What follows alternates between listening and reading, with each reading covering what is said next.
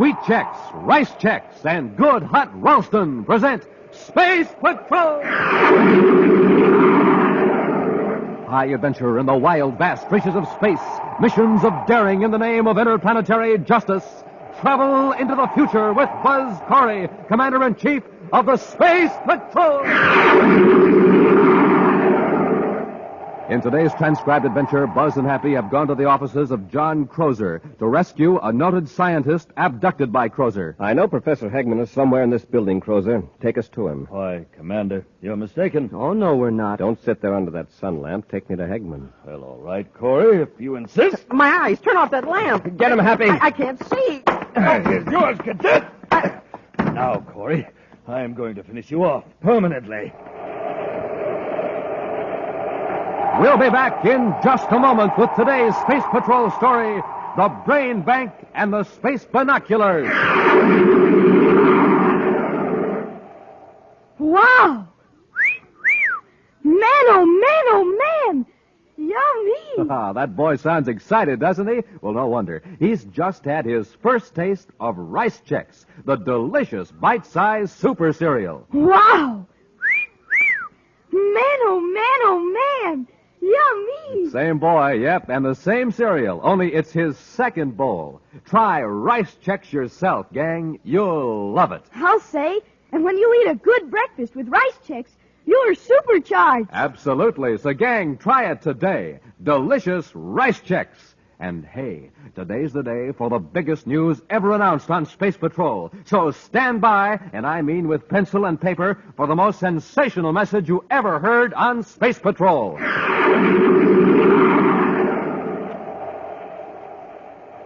Not far from Space Patrol headquarters on the man-made planet Terra is the Crozer Building. From his spacious offices on the top floor, John Crozer directs his far-reaching enterprises. It is Crozer's proud boast that his payroll list is virtually a scientific hall of fame, an interplanetary who's who of distinguished men and women in every field of science and technology. His rugged features and penetrating eyes are reflected on the polished surface of his mammoth Endorium desk as he confers with his director of plant operations, Erla Becker, and the noted physicist, Professor David Hegman. Miss Becker, is there anything else on the agenda which concerns Professor Hegman? Yes, you wanted me to remind you to congratulate the professor. Oh, yes, the Kleinhurst medal. I understand you're to receive it at a banquet this evening. That's right, Mr. Crozer. Congratulations. You're upholding the Crozer tradition. The Crozer tradition? Of course. For the past 3 years, every winner of the Kleinhurst Medal for Scientific Achievement has been associated with Crozer Enterprises. Oh, I understand that the medal is given for work, which I did before I joined your organization. Well, I speak in jest, more or less. Well, that completes our conference, Professor. I have something to tell you, Mr. Crozer. Yes? I am forced, with regret, of course, to submit my resignation. Your resignation? I don't understand, Professor. Well, it's my doctor's orders. He says my health won't permit me to continue my work for your company. But you're under contract. You're absolutely necessary to this project. I am very sorry, but my doctor tells me that unless I retire, I may not last for more than a few months. This puts my company in an awkward position, Professor. I won't tolerate it. I regret this as much as you do, Mr. Crozer, but I don't see what I can do about it. See here, Hegman. It'll take us 3 years to complete construction and install equipment. Your contributions are useful now in our present stage, but they'll be absolutely essential in 3 years from now. Oh, Mr. Crozer, no one individual is absolutely indispensable. There are other scientists in my field. Hegman, I hired you because you're the only man alive today who can see this particular phase through to a successful conclusion. This whole operation is geared around you. You can't resign. Well, my doctor tells me that I have no choice. Surely you don't expect me to endanger my life? I'm going to have a talk with that doctor of yours. I'm afraid it won't do you any good, Mr. Crozer. 2 other doctors have confirmed his diagnosis. Very well. We shall see. Our interview is ended, Hegman. I have other matters to discuss with Miss Becker now. Goodbye, Mr. Crozer. Goodbye, Professor. The nerve of that man. Trying to walk out on me, John Crozer. I understand how you feel, but as the professor says, it can't be helped. I'll hold him to his contract. He's got to keep working for me. That project must be finished as I planned. You can't force him to disobey his doctor's orders. Contract or no contract. Look here, Miss Becker. You're director of plant operations. It's up to you to find a way out of this. Well, let's face facts. Hegman's brain will be of most value to us 3 years from now. But he's got to retire immediately, so he's out of the picture. If there were only someone else with his knowledge. There is one possibility, but it's not legal. Well, let's hear it. Suppose Professor Hegman were to be put in suspended animation for 3 years. Then, when he's revived, his health will be exactly as it is now. He'll be able to do a few months of work when he's most needed. Of course, Hegman wouldn't consent to it. Well, that's immaterial to me. We'll do it by force. That's an admirable idea, Miss Becker. We'll literally be establishing a brain bank. We'll put Hegman's brain on ice till we're ready to use it. There's only one catch. How are we going to explain his disappearance? Leave that to me. You locate some suspended animation equipment and get it here. When we get it set up, we'll bring Hegman to my office for one more conference.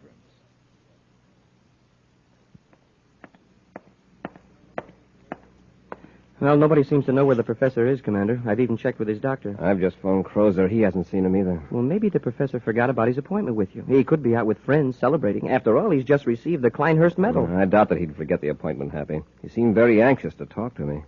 You knew, didn't you, that the professor has to retire? No. Why, sir? His doctor warned him that he can't keep up the pace. Oh, by the way, there's something I've been wanting to show you. Here. Have a look at this new Space Patrol equipment. Binoculars? Yes.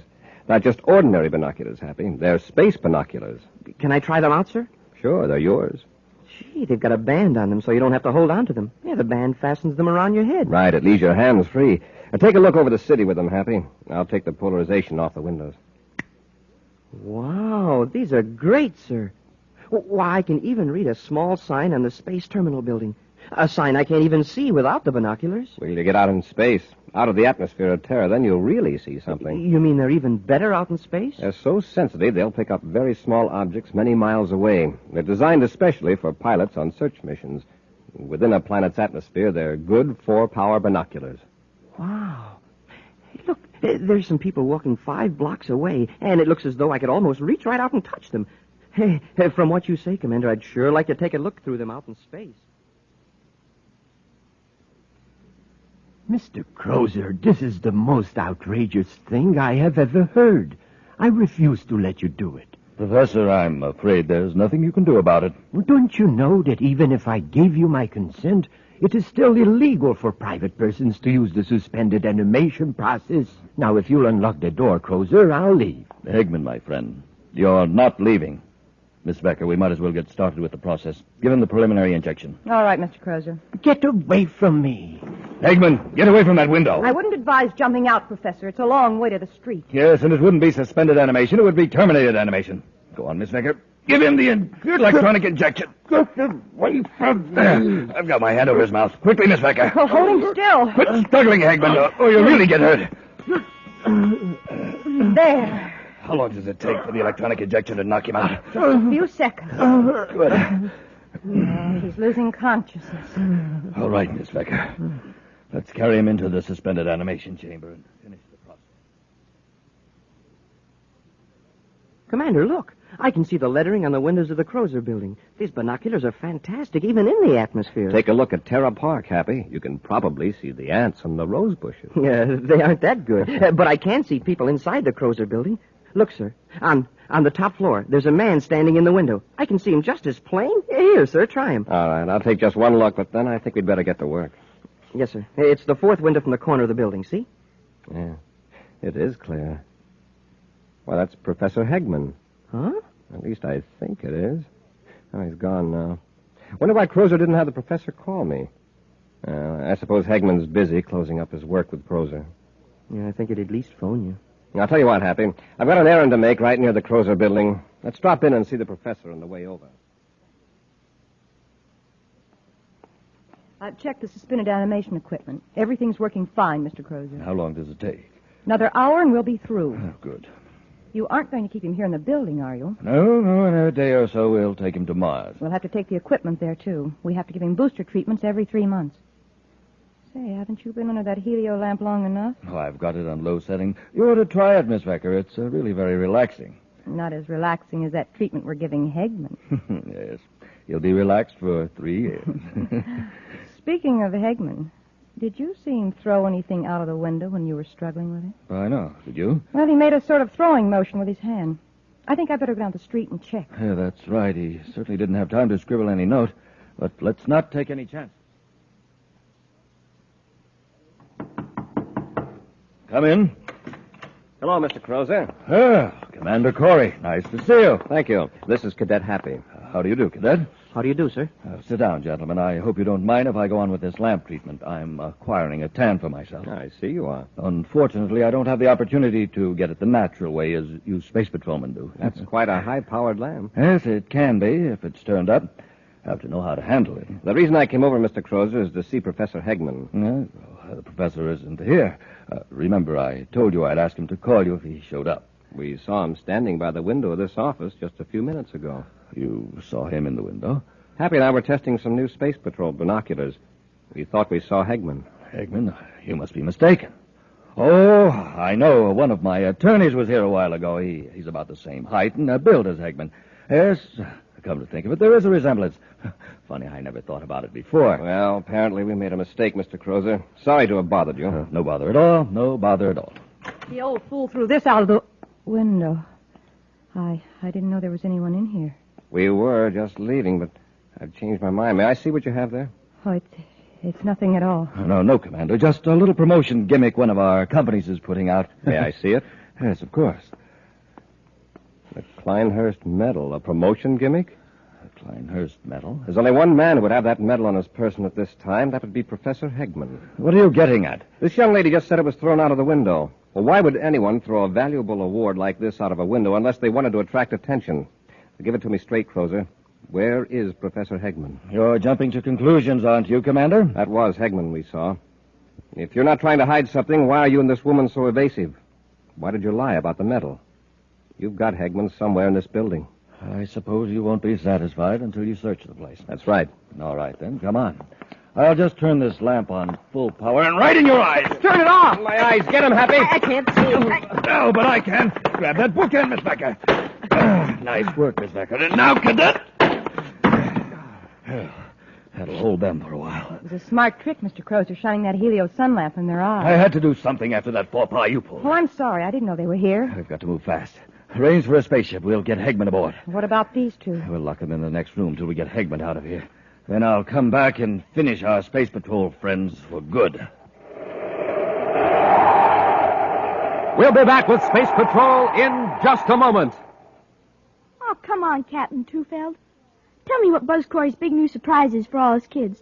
Won't you, huh? No, I can't tell you. Please? Nope, it's a secret until the end of today's program. Is it something the commander himself uses? Oh, you bet it is. It's official Space Patrol equipment. Can't you really tell me what it is? Nope, it's a secret. Well, then, how about a little hint? Well, I'll tell you this. It's something absolutely new and different. Oh, man, I just can't wait. Well, you hurry now, get a pencil and paper ready, and keep listening, because in just a few moments, I'll tell you what the big surprise is and how you can get it. And all you boys and girls listening in, you do the same thing. Get pencil and paper ready, and be all set to take down the information you need to get that wonderful new surprise Buzz Corry has for you. So long for now. See you at the end of today's program, when I'll tell you all about the biggest, the swellest, the most exciting value ever offered on Space Patrol.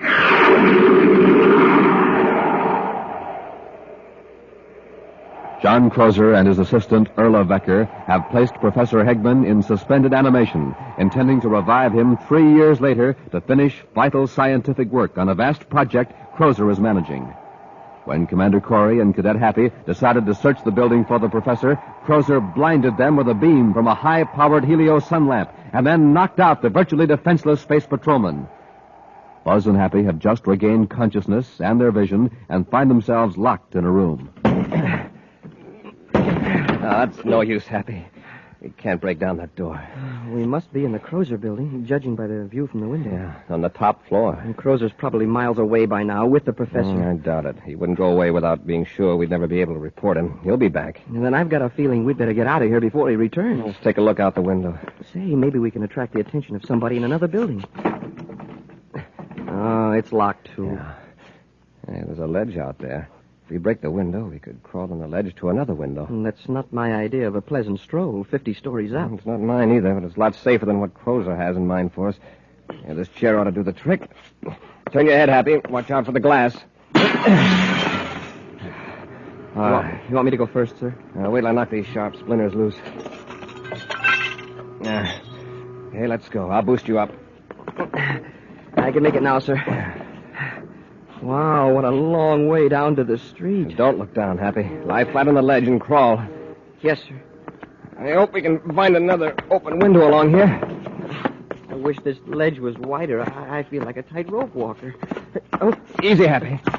Oh, my knee slipped off. For a minute, I thought I was a goner. Don't try to hurry. Commander, we're in luck. Is that window unlocked? Yes, sir, and it's partway open. All I have to do is push it. Easy now. Don't push yourself off the ledge. Anybody inside? I don't see anybody. Well, here goes.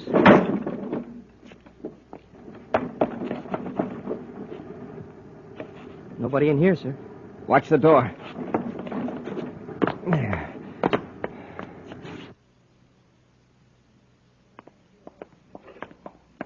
How are you going to do away with Corry and the cadet? You unlock the door. Swing it open. I'll blast them with this gun before they have a chance to rush us. Open the door and be sure and stand back. Don't worry. All right, Corry. We'll... They're gone. Gone? This room's empty. Look at the window. Well, they couldn't have climbed down the side of the building. Yeah, they certainly wouldn't jump. The ledge. They used the ledge. By now, they've probably given an alarm. This whole building will be swarming with space patrolmen soon. Well, what'll we do? We've got to get out of here. We'll have to forget about the equipment. We've got to get to the spaceport and blast off right away. Hurry, Orla. We haven't a second to spare.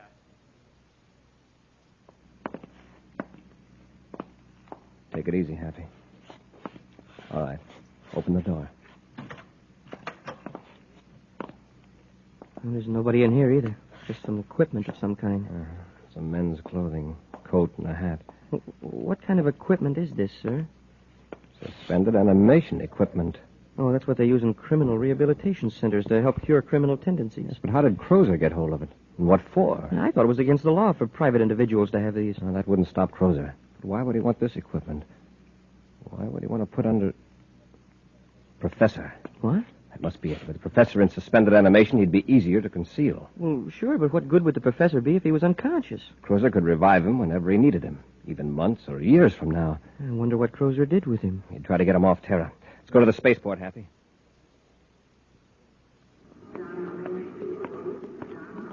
Happy, I've just checked with the space control dispatcher. There was a slip-up. Crozer blasted off. Didn't they try to stop him? The order to hold him wasn't relayed to the dispatcher in time. How long ago did Crozer blast off? About 15 minutes ago. But I've got a description of his ship. Come on, Hap, let's get aboard Terra 5. We're going after them.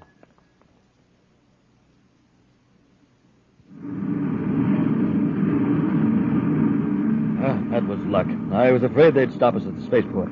Look in the view scope. There's a ship following us. The space patrol. Yeah, we are in a spot. We can't outrun that ship. No, but we can get rid of the professor.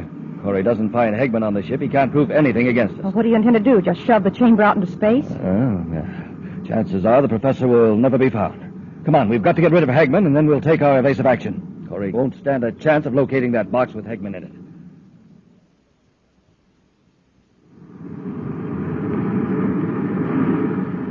We're gaining on them, sir. All that crazy flying Crozer's doing isn't getting him anywhere. He's trying to delay the inevitable as long as possible. Maybe I can talk some sense into him. Turn on the spacephone, Happy. Yes, sir. Commander Corry aboard Terra 5 calling John Crozer in private cruiser T431. Commander Corry calling John Crozer. This is Crozer. Go ahead, Corry. Go ahead. This hide and seek isn't getting you anywhere. It's just a matter of minutes. Play it smart and give up. You talked me into it, Corry. But at least I gave you a run for your money. What do you want me to do? We'll pull alongside and join airlocks. All right, Corry. Just a warning, Crozer. Don't try anything. Corry out.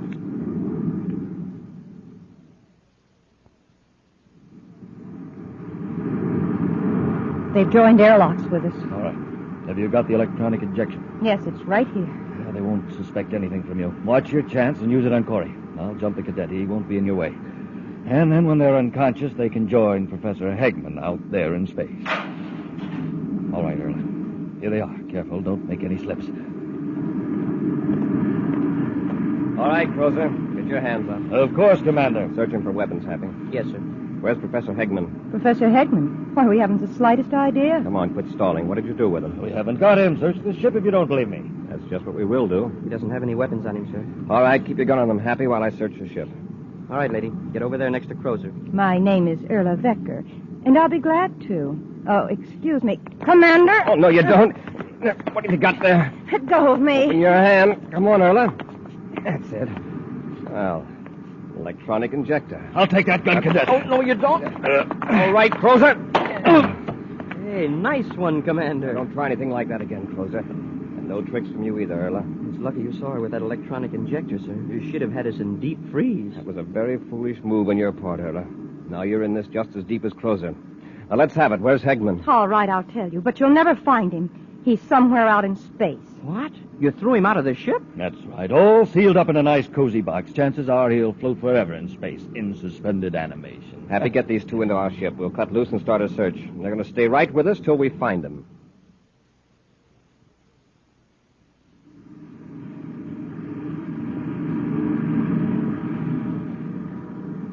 Nothing, sir. That blip turned out to be a small meteor. You're just wasting your time, Corry. That box with Hegman in it is just a speck in space. Your viewscopes won't show it unless you happen to be very close. We'll just keep looking. I've got the viewscope on full sensitivity and wide scanning, sir. I'm afraid the viewscope isn't much help. Well, here, let's try these. The space binoculars. It's a long chance, but it might work. Scan in a slow arc, Happy.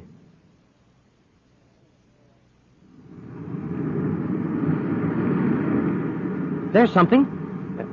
Oh, no, it's just another meteor. Let me have a look. Hey, wait a minute. It's a rectangular shape. Check it, Happy, about 10 degrees high. I see it, sir. Yeah, it's a box, all right. That's it, we found it. Change vector, Hap. Let's hope we're not too late.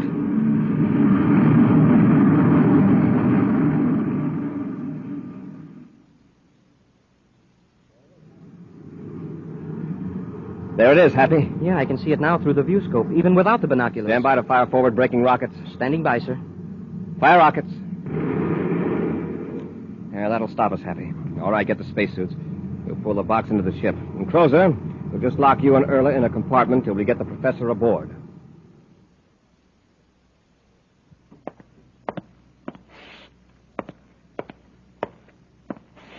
Why don't you sit down and relax, Crozer? You'll wear out the commander's carpet. Why don't we hear from the hospital? Yeah, you're pretty worried now, aren't you, Crozer? You know, if Professor Hegman doesn't come out of that deep freeze, it's going to go mighty hard on you and Erla. Well, they should know by now. Oh, for Saturn's sake. Sit down and stop that pacing. Oh, here's the commander. Crozer. Look who's with him. Professor Hegman. That's right.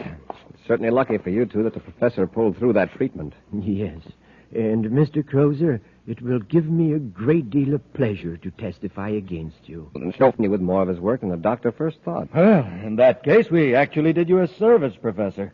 Commander, that should be taken into account. Don't think you're going to get off easy on that account. It's just luck, and the fact that we had these space binoculars that saved the professor. Yes, Happy. I had no idea that the binoculars would actually help us save a life. You sure were right about their being terrifically powerful out in space. And they're great in a normal atmosphere, too. I'm not going to lose any time in issuing them to all Space Patrol personnel.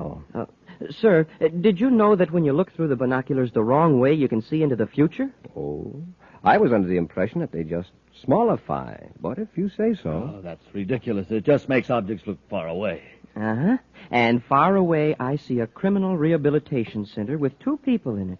John Crozer and Erla Vecker. And they're getting the same kind of treatment they gave Professor Hegman, suspended animation. You want to have a look?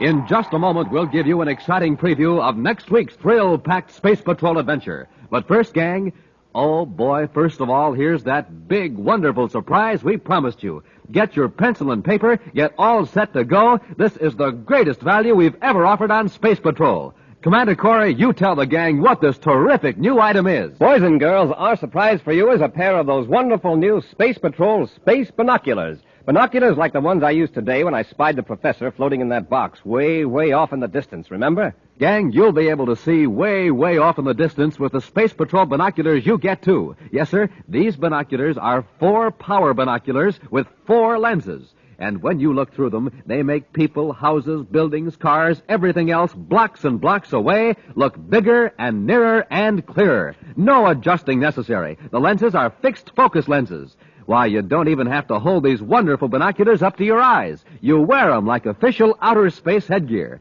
They have a strong elastic band on them, and when you slip it over your head, it holds the binoculars in place and leaves your hands absolutely free. Makes you look like a man from Mars, because these binoculars stand out from your eyes a full 3.5 inches. That's right. These are not flimsy little celluloid goggles or a mask. These are real, full-size binoculars. Overall, they're 5 inches wide, 5 inches long, and they're made of solid plastic. Beautiful, long-lasting black solid plastic with bright red leather-like trimming that makes them look terrific. Now, don't forget, you can see way off in the distance with them. You can spot your dad coming home from work, spot the mailman coming blocks away. You can watch birds in high trees, study animals, identify people in the distance, read signs way, way off, and see airplanes way up in the sky. And when you look through the other end of your space binoculars, they do a switcheroo. They make close-up things look like they're far away from you. Yes, sir, gang, these powerful Space Patrol space binoculars are the greatest value we've ever offered on Space Patrol. To get a pair, do this. Buy a box of Instant Ralston. Then, with your name and address, send 25 cents in coin and an Instant Ralston box top to Space Patrol, Box 686, St. Louis, Missouri. This offer good only in continental USA and may be withdrawn at any time. If you don't agree that your books are absolutely tops, return them. We'll return your money. That address again is Space Patrol, Box 686, St. Louis, Missouri.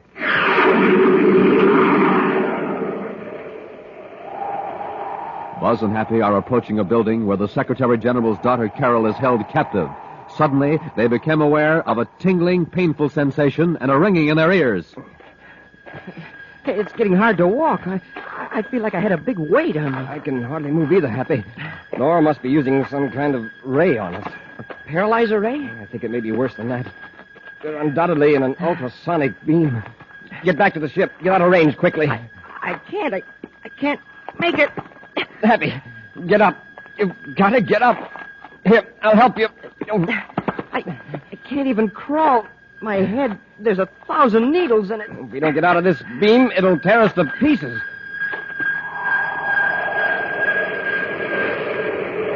Be sure to be with us next Saturday for the exciting story, The Sleepwalker, when wheat checks, rice checks, and good hot Ralston again bring you Space Patrol!